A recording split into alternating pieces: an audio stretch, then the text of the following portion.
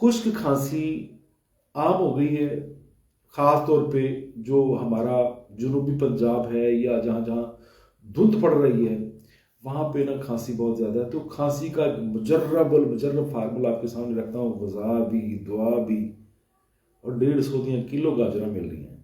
ایک گاجر لیں اور کولوں کی آگ پہ یا چولہے کی آگ پہ اس کو بھون لیں، ایون کہ وہ اوپر جیسے بچپن میں ہم آلو بھونا کرتے تھے، گاجریں بھی بھونا کرتے تھے، گاجر بھونیے، بھون کے اوپر سے بلیک ہو جائے، سڑ جائے، جل جائے، آپ اس کو چھیل لیں اچھی طرح چھری سے یا کسی چیز سے، دل چاہے تو دھو بھی سکتے ہیں، دھو کے کسی ٹیشو سے کسی کپڑے سے صاف کر لیجئے۔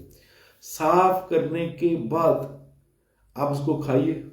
یہ بھون کے آگ پہ بھونتے، جیسے آلو بھونتے ہیں، چھلیاں بھونتے ہیں، مختلف چیزیں مطلب ہم کرتے ہیں، اس طرح بھون کے اس کو کھائیے۔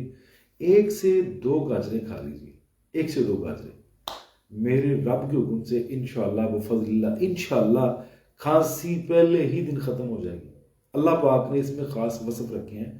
گاجر کھانسی کے لیے، گاجر لیور کے لیے، گاجر ریڈ سیل کے لیے، گاجر نزلہ زکام بلغم کے لیے، گاجر آپ کی کڈنیز کے لیے، گاجر آپ کی مردنی قوت کے لیے، گاجر خواتین کا جتنا یوٹرس کا نظام ہے اس کی طاقت کے لیے اللہ نے بے نظیر دعا اور غذا بنائی ہے۔ اس کو استعمال کریے، جوس پیجئے، آپ کے لیے ٹھیک ہے۔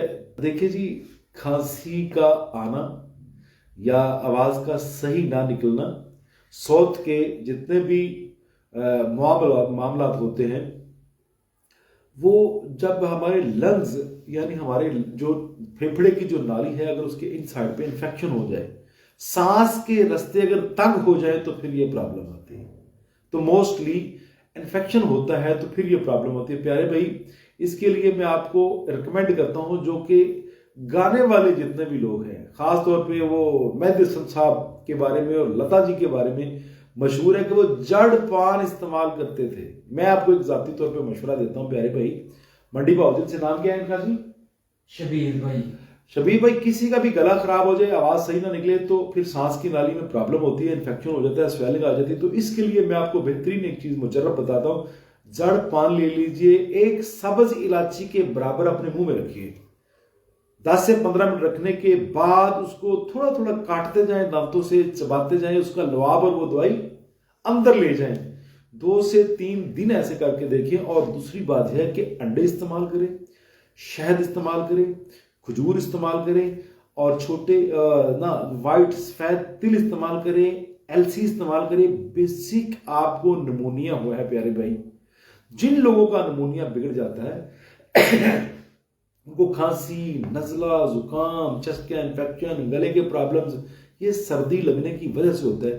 تو میری ایک ہی التجا ہے، اپنے نمونیا کا علاج کروائیے کہیں بھی کسی بھی معالج کے پاس، لیکن نمونیا کا پرماننٹ اگر آپ نے علاج کروانا ہے، پرماننٹ، تو پھر بہترین طریقہ ہے کہ آپ طب کی طرف آئیں۔ طب میں اس کا پرماننٹ علاج ہے، اور کسی بھی معاملے میں اس کا پرماننٹ علاج نہیں ہے۔ اگر علاج پرماننٹ ہو تو پھر جب موسم چینج ہوتا ہے پھر گلے کا انفیکشن، چسٹ کے معاملے نہیں بنتے، نزلہ زکام نہیں ہوتا۔ اگر پرماننٹ معاملہ نہ حل ہو تو پھر ہر سردی یا 6 مہینے بعد جب موسم کا تغیر ہوتا ہے، جب موسم چینج ہوتا ہے، پھر نزلہ زکام، کھانسی، چسٹ کا انفیکشن شروع ہوتا ہے۔ یہ نمونیا کا مطلب یہ اشارہ ہے، یہ نمونیا کا بگاڑ ہے، آپ اس کی ٹریٹمنٹ کروائیے۔